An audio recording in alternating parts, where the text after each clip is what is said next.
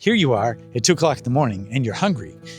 And instead of going and getting a meal, you go to some vending machine, right? And then you satisfy your hunger, but not really, okay? And that's what people are doing with AI, meaning they got a real problem that's bothering them. And what they do is they search and they talk to AI and they get it down to like their pain level or frustration level gets down to a 4 out of 10. Just enough to be comfortable to just let it be. Whereas before they might actually contact you. Instead, they let it go for a bit longer. And this is sneakier than you might think because it's something else that's happening at the same time. Okay, see, there's another part to this, and it has to do with people and barbecues, okay? So you get the same problem that's going on, right? Because guess what? They've used AI to kind of get their pain down a bit, and then they don't have that conversation with their neighbor. Like, hey, I've got this problem. Who are you using or who are you seeing for it, right? And so they don't have that conversation because they've used AI to kind of like be a painkiller, okay? And it seems rather simple. It just brings the pain down just enough. It's like the vending machine food that's just not satisfying, but it just makes you go, okay, well, I don't need to go to the restaurant right now, right? So think about AI and how that works, right? And I'm like, okay, well, if that's going on, what does that mean? You know? And I think it has to do with especially affecting word of mouth practitioners because no longer is that word of mouth happening wherever they meet up with their friends. And instead, they're getting help from AI, but not real help, not deep help. They're just getting help enough so that they don't contact you or they don't talk to the friend.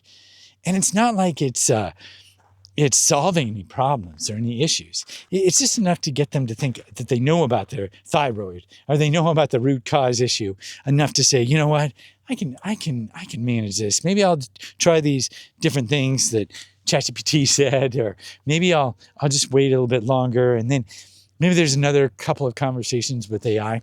I mean, think about yourself, right?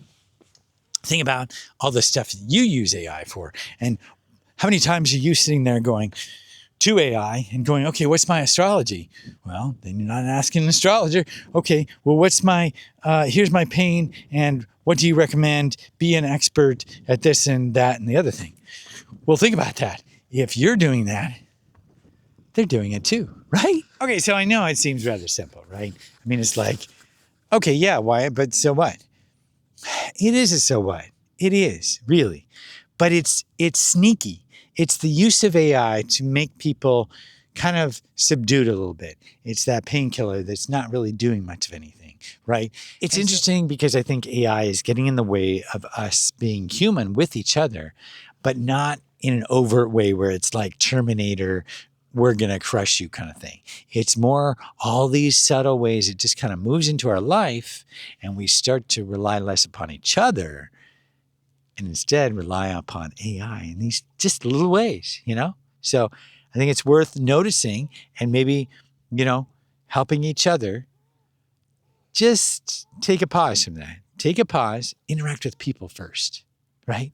Interact with people first. Instead of asking AI, ask your aunt so-and-so, ask your uncle, ask your sister, your brother, your mother, your father, whoever it might be, but make it so it's more of like reach for people instead of AI. You know what I mean?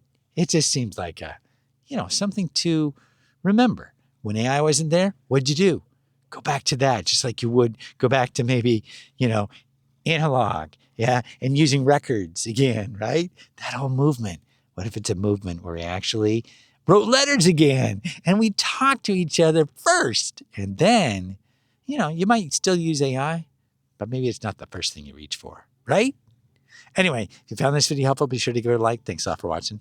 I'll see you next time.